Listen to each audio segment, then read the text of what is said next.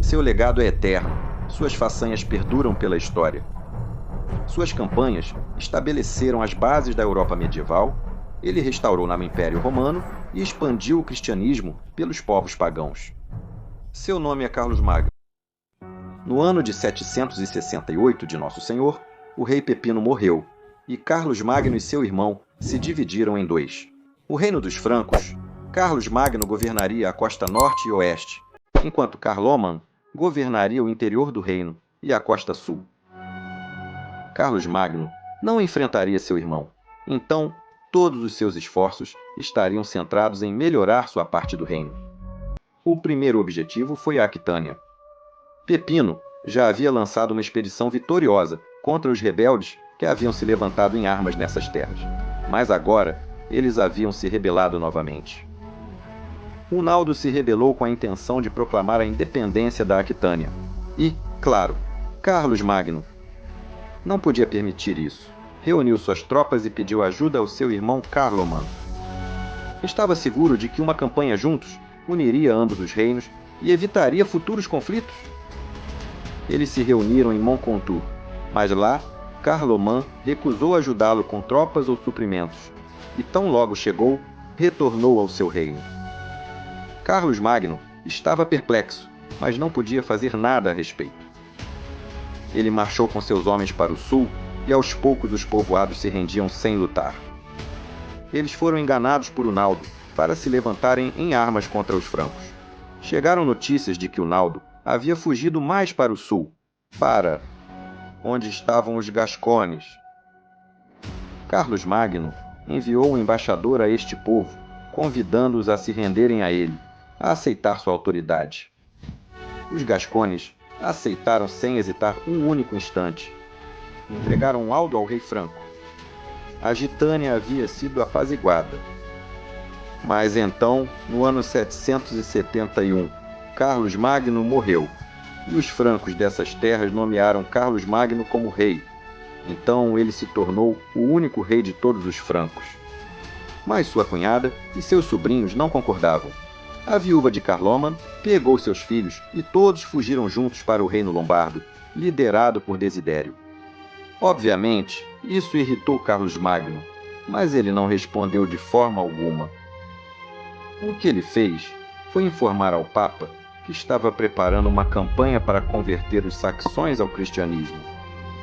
Primeiro, ele usaria a diplomacia e os missionários?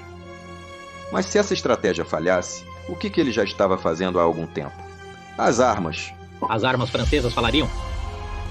E enquanto isso acontecia, houve movimentos político-militares na Itália.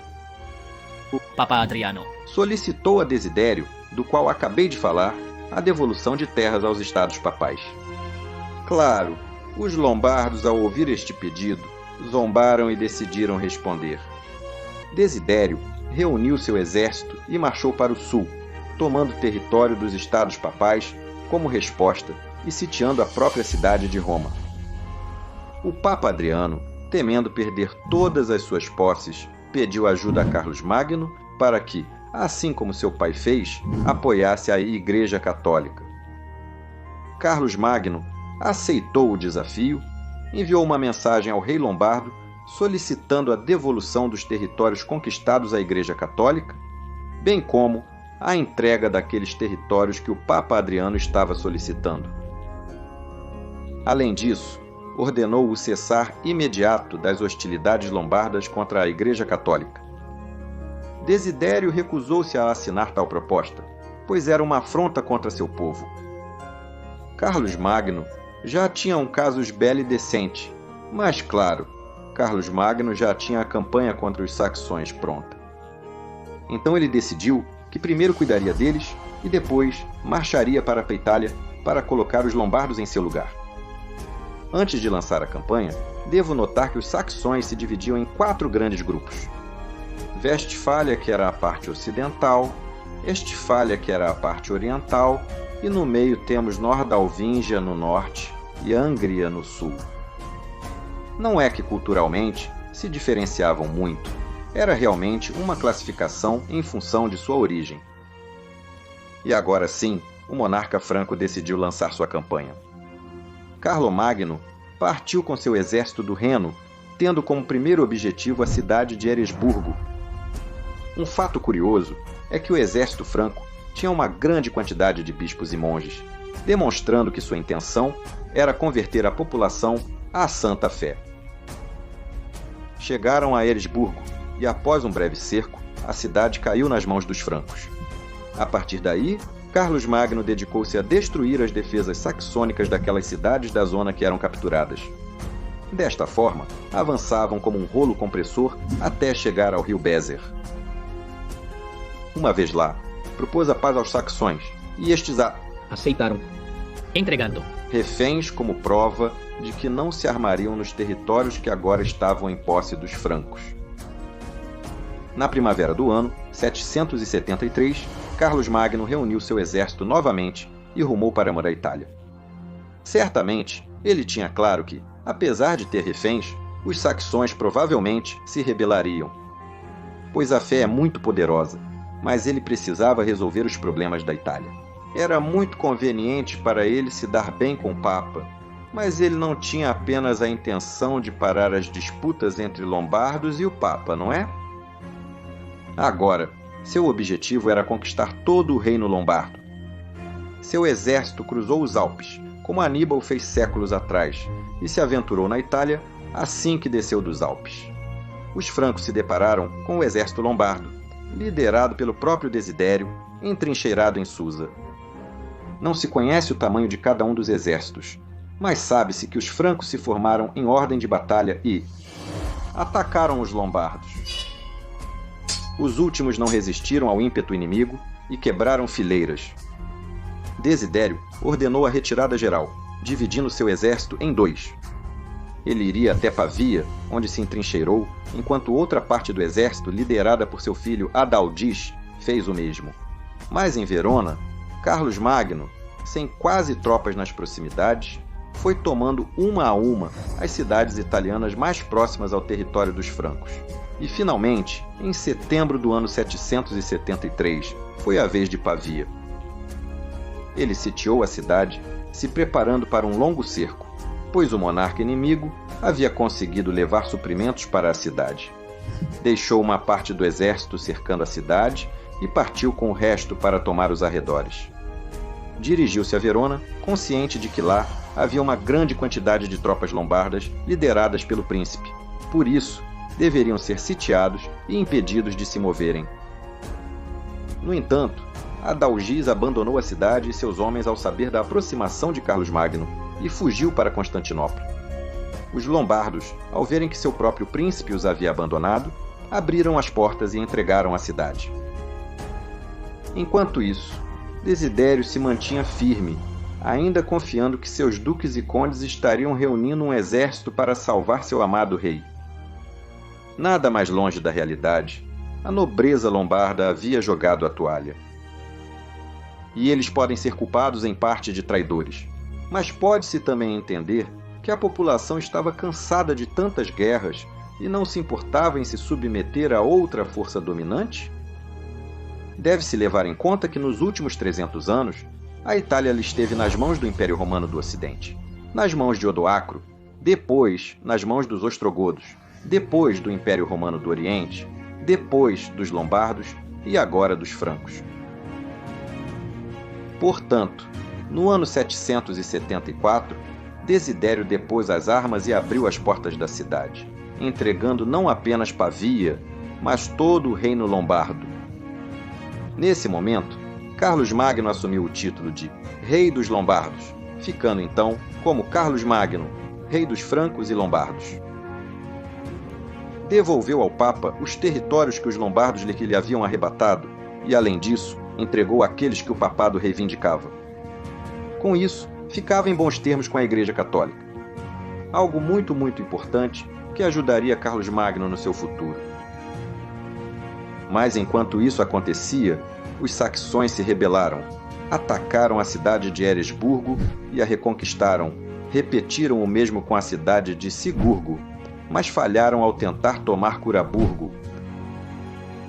Aproveitando que o exército franco estava no sul, os saxões lançaram saques contra os francos, chegando a saquear e queimar igrejas e abadias, bem como assassinar seus monges. As notícias chegaram aos ouvidos de Carlos Magno e sem quase nenhum descanso.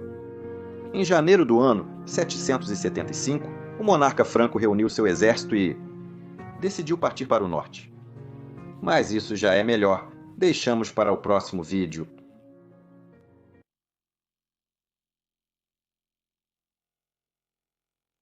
No ano 776, Carlomano acabara de derrotar os lombardos e estava se preparando para submeter novamente os saxões, quando chegou uma embaixada muçulmana liderada pelo governador de Barcelona, Sulaimã, que se havia levantado em armas contra o emir de Córdoba, que era omeia, enquanto Sulaimã detestava os omeias e apoiava os abássidas. Ofereceram-lhe um acordo que Sulaimã não poderia recusar. Ele entregaria alguns fortes do nordeste da península, sendo Zaragoza o principal.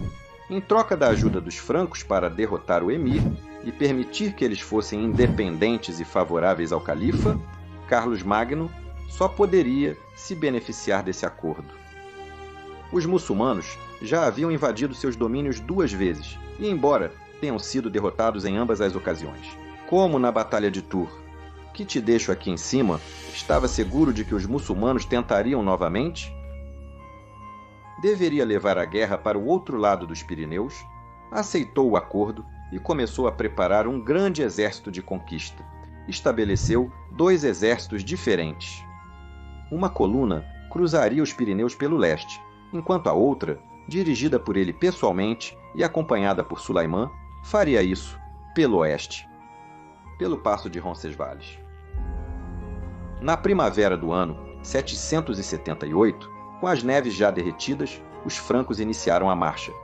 Cruzaram os Pirineus sem maiores problemas e sem encontrar resistência. O que era esperado, pois presumivelmente os muçulmanos dessa área eram favoráveis a eles. Quando Carlos Magno chegou a Pamplona, decidiu destruir as muralhas, porque, caso algo desse errado, se as muralhas da cidade estivessem intactas, poderiam abrigar um grande exército muçulmano que os cercaria em todo o seu caminho de volta. Sem muralhas, esse perigo desaparecia parcialmente.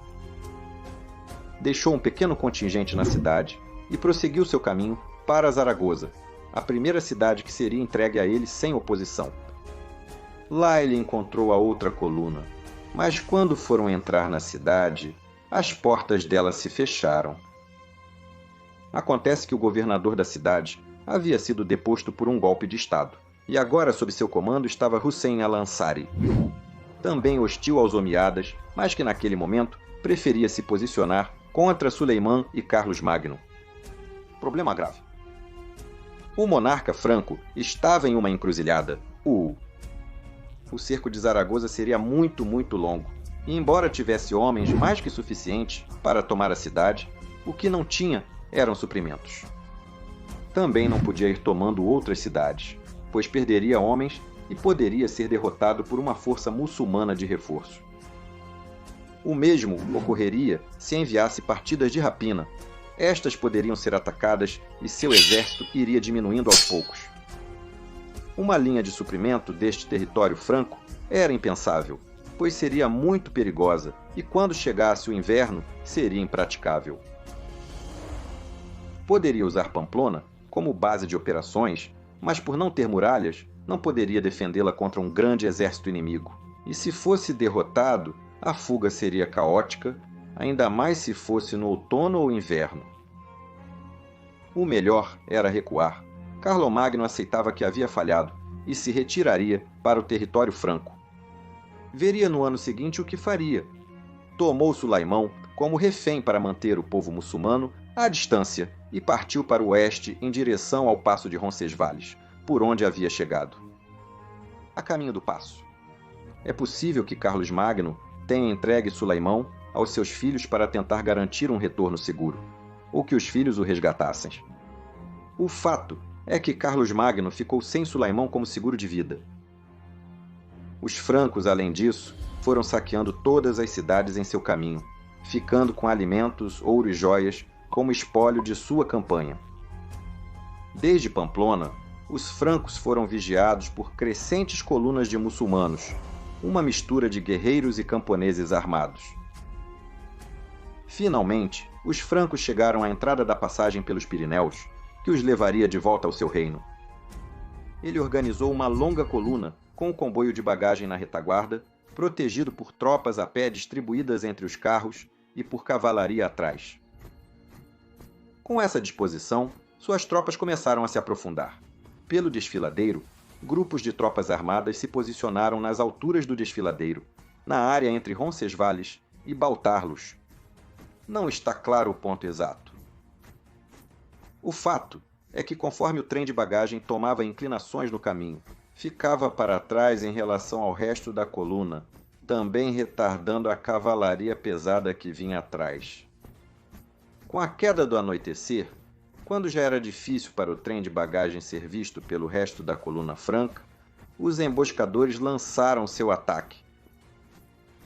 Quem atacou? Existem várias hipóteses. Poderiam ser bascos, muçulmanos ou africanos. Vou me referir a eles como emboscadores para não favorecer nenhuma das três hipóteses. Uma chuva de lanças e flechas caiu por surpresa sobre os francos, que sem esperar tal ataque sofreram numerosas baixas. Para impedir a fuga dos emboscados em qualquer direção, os atacantes mandaram um grupo de guerreiros para bloquear o caminho por ambos os lados, de forma que, se os francos quisessem escapar, deveriam lutar corpo a corpo. Os projéteis continuavam caindo, e Roldão, comandante da retaguarda, fez soar seu chifre de marfim para alertar Carlos Magno do que estava acontecendo. No entanto, Carlos Magno, longe do ponto de batalha, cercado pelo relinchar dos cavalos, o som do vento entre as montanhas e o barulho de milhares de homens marchando, ele não ouviu o chamado de socorro. A retaguarda estava sozinha. Roldão sabia que estavam perdidos. Sua cavalaria pesada, temível em campo aberto, era inútil no desfiladeiro. As flechas continuavam caindo e seus homens estavam morrendo.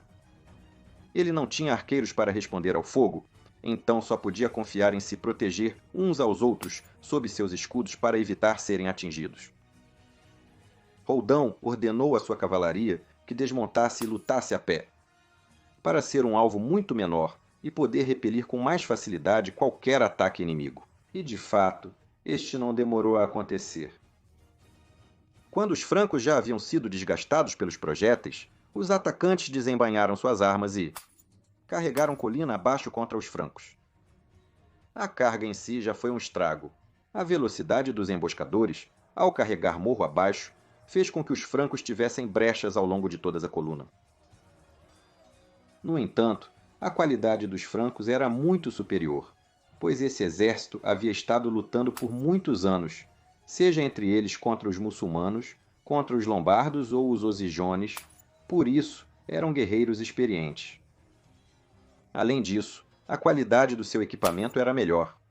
Mas, claro, emboscados sem espaço para formar um muro de escudos e atacados de ambos os lados, era impossível que resistissem. Aos poucos, os emboscadores iam ganhando terreno, até que chegou um ponto em que os francos estavam lutando costas com costas, amontoados. No centro do desfiladeiro, a coluna de Carlos Magno continuava marchando, sem saber o que acontecia atrás. Embora pouco pudessem ter feito, pois provavelmente havia aumentado a quantidade de alvos para atirar desde a parte superior das encostas. Finalmente, o último dos francos caiu abatido, deixando o desfiladeiro coberto de mortos de ambos os lados, incluindo o próprio Rolando. Os atacantes, se quisessem, poderiam ter repetido a mesma operação com outra parte da coluna franca. Isso se o objetivo deles era acabar com o exército franco, mas o que eles fizeram foi outra coisa.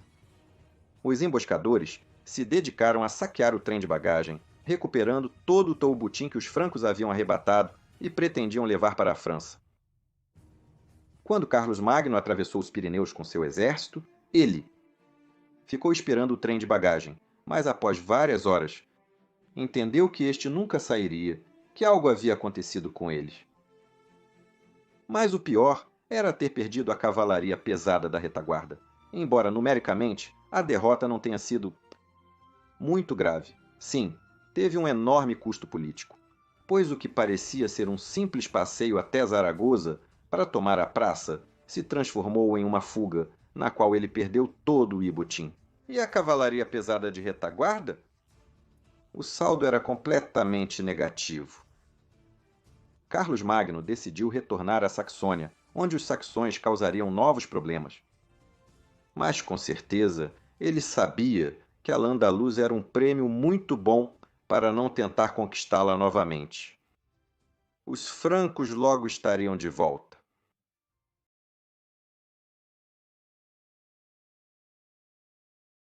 Ano 775 d.C. Carlos Magno acabara de subjugar os lombardos no norte da Itália, e após a revolta na Saxônia, teve que ir às pressas para este território para punir os rebeldes. Se você não viu a conquista da Lombardia por Carlos Magno, aqui em cima deixo o vídeo para você.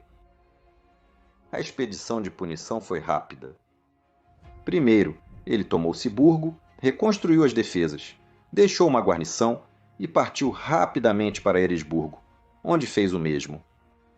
Com ambas as cidades asseguradas, marchou com suas hostes para o leste, até o rio Bézer, onde um grande exército saxão havia decidido enfrentá-lo. Ocorreu uma batalha junto ao rio Rio, que os francos tiveram que atravessar para enfrentar o inimigo.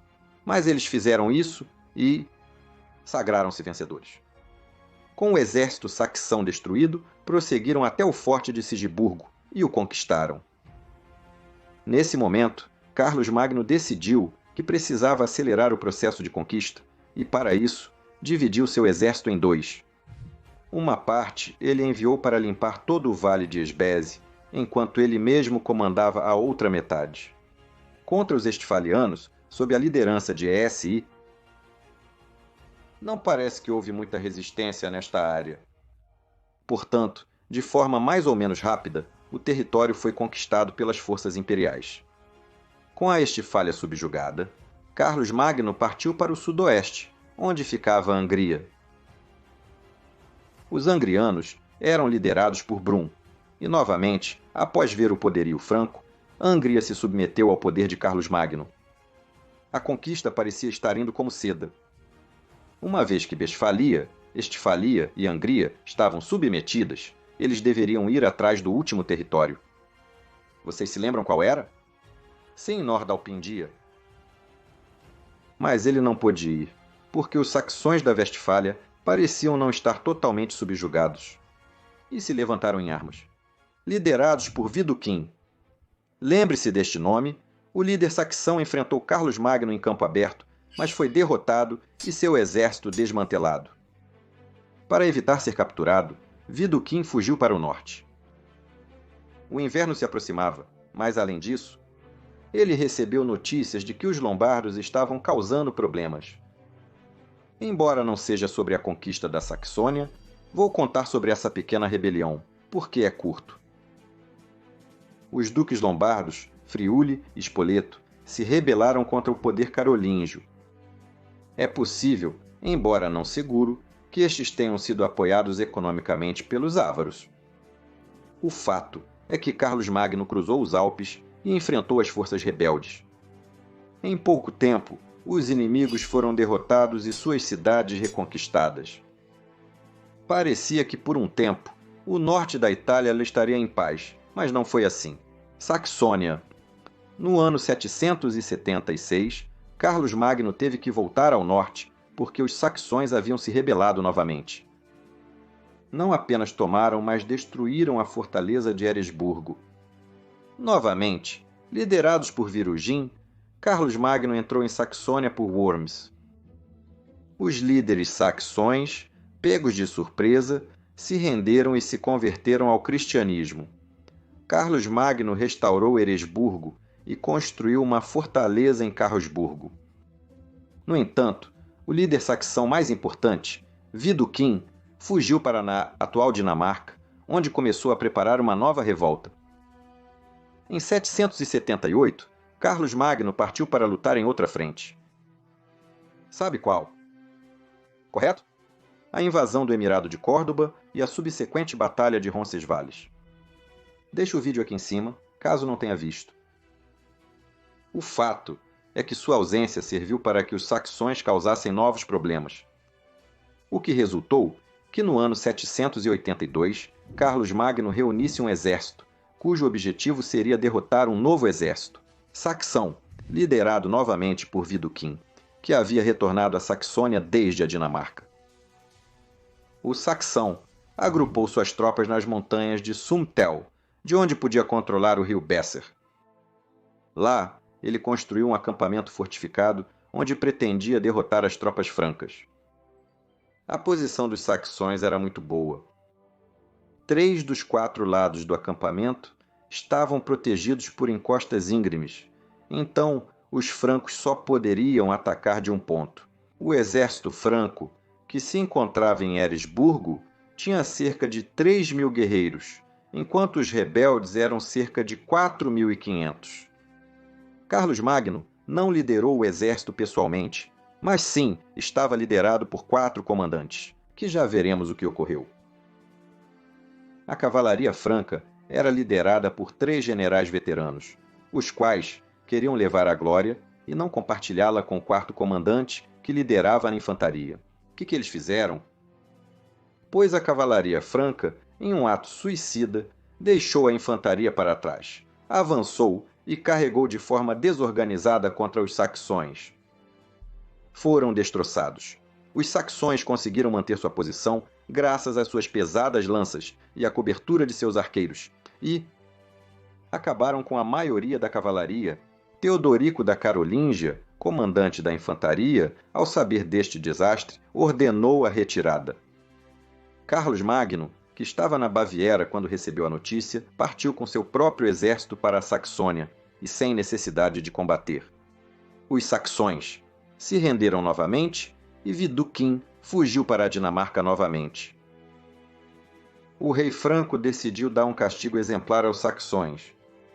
Convocou os saxões que haviam participado na rebelião e os reuniu em Verden. Lá, ordenou a decapitação de 4.500 saxões no que é conhecido como o Massacre de Verden.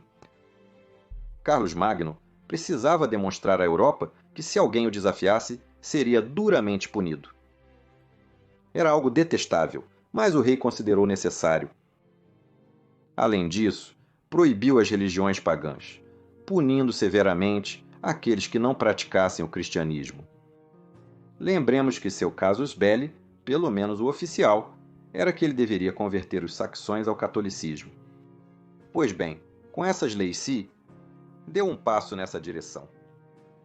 No ano 784, Carlos Magno marchou novamente com um exército para a Saxônia e incendiou as aldeias que não aceitavam sua soberania ou que não se submetiam ao cristianismo. Finalmente, no ano 785, Widukind aceitou se render e ser batizado em troca de que Carlos Magno parasse de devastar as terras saxônicas. A partir deste momento, a Saxônia verá uma paz generalizada, embora haverá diversos levantamentos dos saxões, embora seja verdade que eles não serão tão importantes quanto os anteriores. Foi provavelmente durante essas rebeliões que o último território saxão, mais ou menos independente, Nordalvingia, passou a estar sob domínio franco, e foi também este último território que liderou a última das rebeliões saxãs, que ocorreu no ano 804. O rei franco derrotou os rebeldes, os subjugou, e para garantir uma paz futura, Carlos Magno deportou cerca de 10.000 pessoas dessas terras para outros territórios sob domínio franco. As guerras saxãs haviam terminado após cerca de 30 anos de quase contínuas rebeliões e campanhas militares. Por outro lado, no aspecto mais administrativo, político e religioso, Carlos Magno decidiu revogar as leis que haviam sido tão duras, com o paganismo saxão. Basicamente, ele eliminou as punições mais duras por praticar religiões que não fossem o cristianismo. Mas, com certeza, ele garantiu que todo o território saxão estivesse cheio de estruturas eclesiásticas, ou seja, igrejas, capelas, pregadores por todos os lados. A ideia era que agora que estavam submetidos fisicamente, a igreja lutasse no âmbito espiritual contra o paganismo. E, agora que as guerras saxônicas acabaram, o que Carlos Magno fez? Acontece que, enquanto as guerras saxônicas ocorriam, Carlos Magno liderou campanhas contra os ávaros e contra os eslavos. Então, o próximo capítulo da vida de Carlos Magno será sobre uma dessas guerras.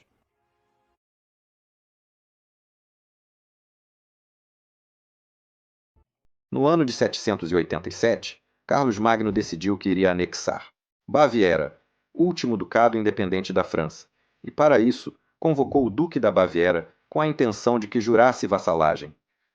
O duque recusou e buscou a ajuda dos ávaros para evitar a submissão de seus domínios. As hostes ávaras se concentraram perto de Lens, mas não cruzaram o rio. Esperaram para ver como a guerra evoluía. Carlomagno, por sua vez, reuniu suas hostes e invadiu a Baviera, com um sucesso retumbante, e o ducado foi anexado à França.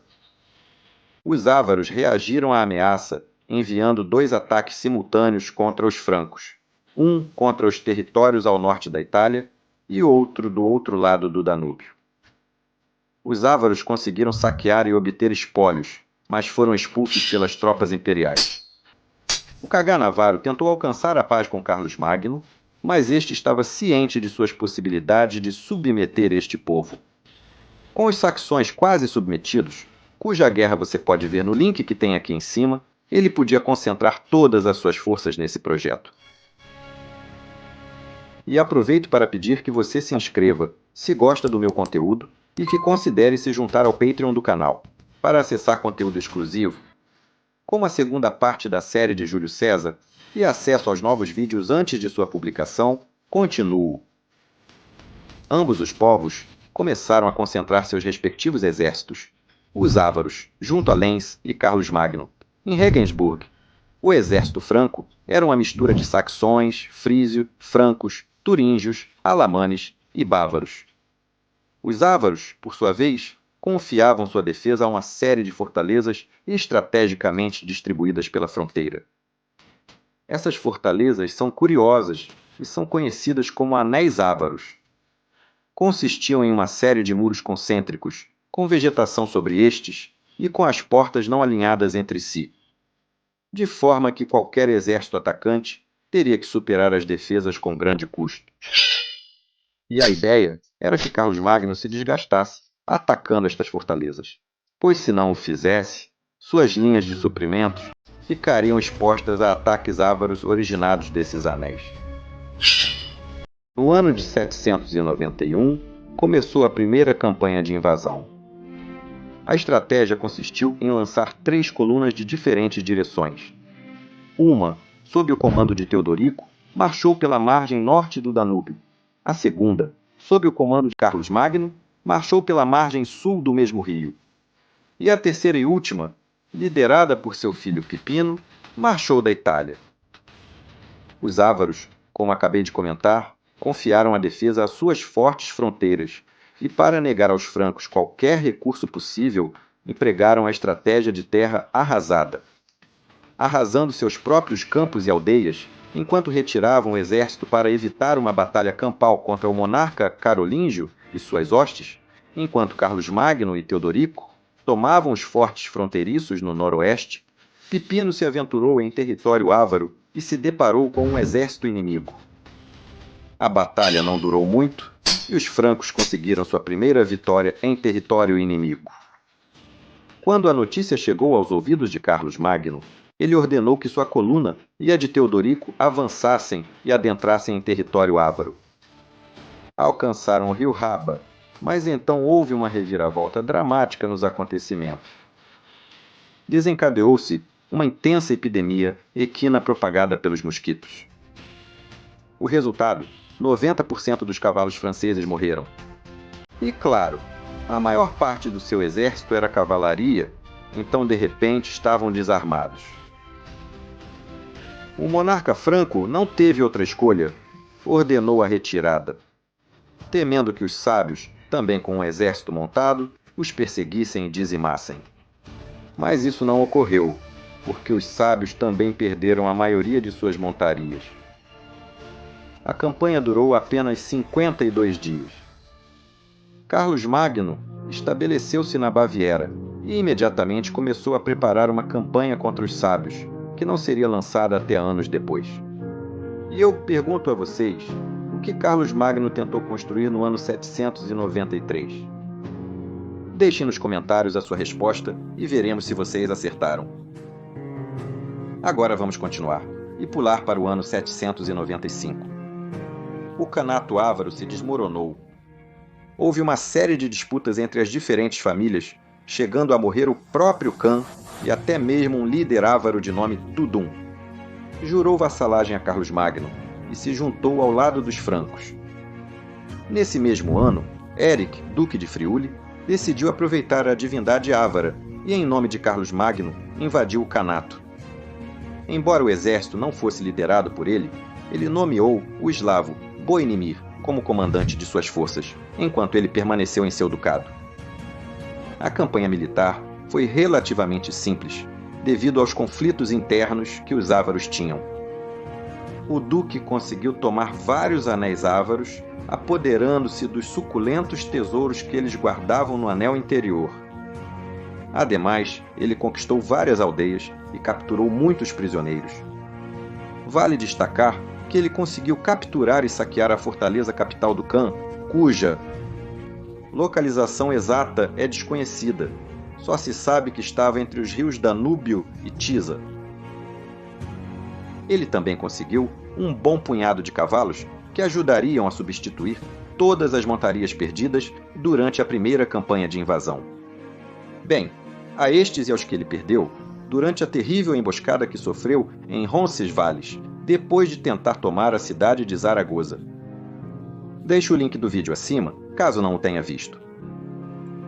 O exército do duque retornou a Friuli, e Éric entregou todo o butim a Carlos Magno, e ele deu parte ao Papa para melhorar ainda mais suas relações com a Igreja. Vocês verão que essas ações diplomáticas darão seus frutos anos mais tarde. E no ano seguinte, em 796, foi dado o golpe de misericórdia nos ávaros. Pipino, filho de Carlos Magno, reuniu um exército para invadir novamente o território ávaro. Seria a última grande campanha contra o Kanato.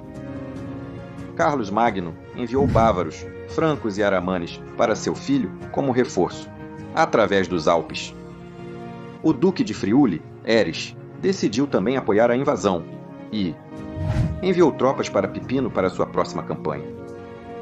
Com tudo pronto, Pipino deu o pontapé inicial para sua conquista, Pipino liderou seus homens e começou a verificar as terras mais próximas da Lombardia. Mas então, chegou um emissário do próprio Khan el-Khan, oferecendo-se render aos francos e jurar vassalagem. Pipino enviou a mensagem para Carlos Magno, e este aceitou a rendição inimiga.